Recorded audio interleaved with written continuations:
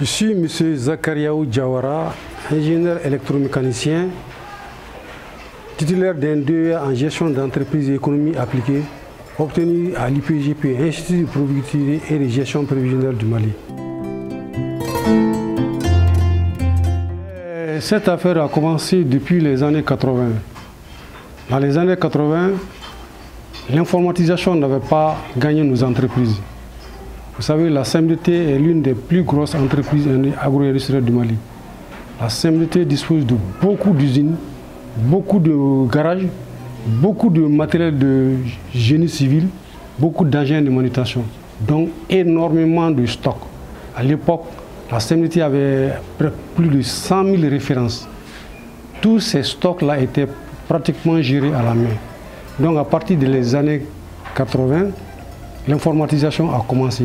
Donc la CMDT m'a sollicité pour prendre en charge l'organisation et la gestion de ces magasins. Ça suppose la codification de tous les stocks pour la numérisation et ensuite la formation des magasiniers et des gestionnaires, la codification et l'organisation de tous les magasins. C'est ce travail qu'on a fait pendant près de 2 à 3 décennies.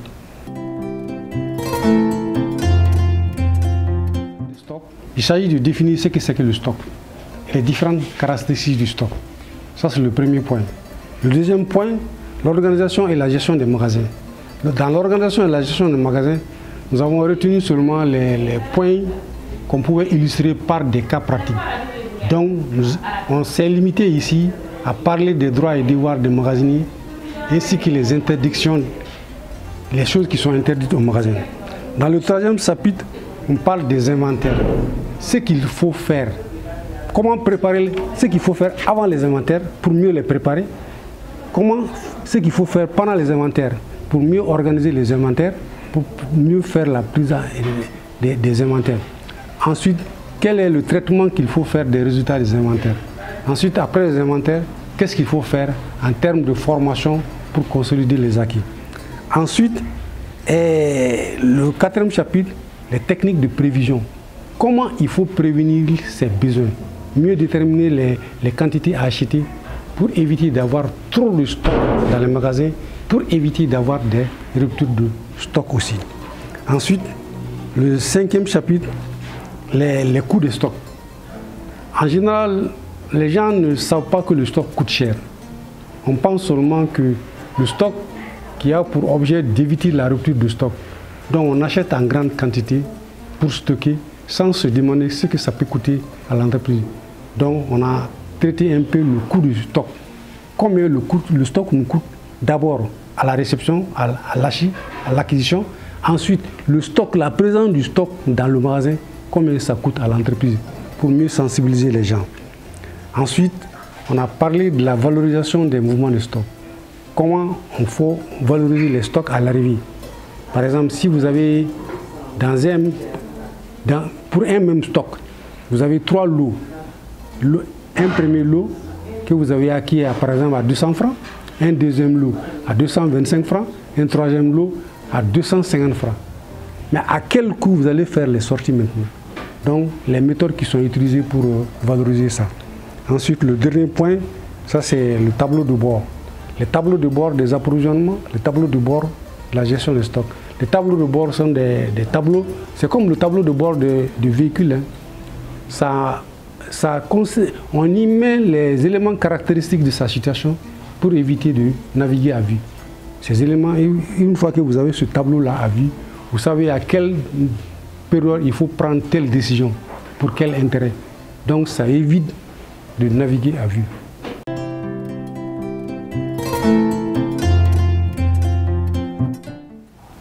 Dans l'entreprise, il y a d'abord les approvisionnements. D'un côté, les approvisionnements. Les approvisionnements qui se font de façon périodique, irrégulière. Mais de l'autre côté, vous avez la consommation.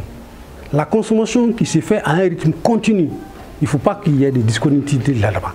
Donc, pour assurer la régularité des approvisionnements, afin qu'il n'y ait aucune rupture de stock, on a créé le stock entre les approvisionnements qui sont irréguliers et les consommations qui sont régulières. On a créé le stock pour faire qui constitue un tampon pour faire en sorte que les approvisionnements soient continus pour éviter qu'il y ait des ruptures de stock.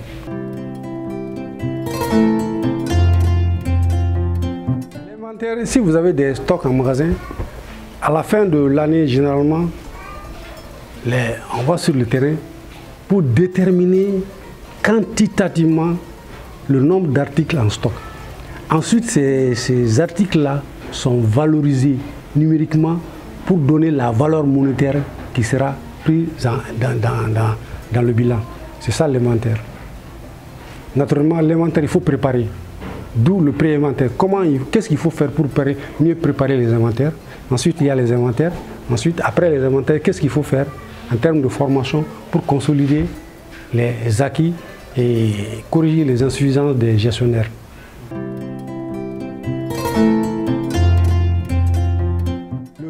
Le livre s'adresse à tous ceux qui sont impliqués dans l'acquisition des stocks, la conservation des stocks, la valorisation des mouvements des stocks, ainsi que les comptables matières, les auditeurs, les étudiants en gestion des achats et des stocks, ainsi que les enseignants. Voilà le public cible. La direction générale de la CMDT et tout le personnel de la CMDT pour tout le soutien qu'ils m'ont apporté.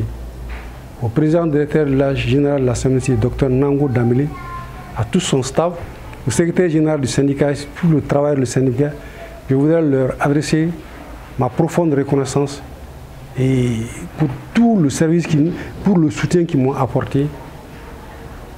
Je voudrais les...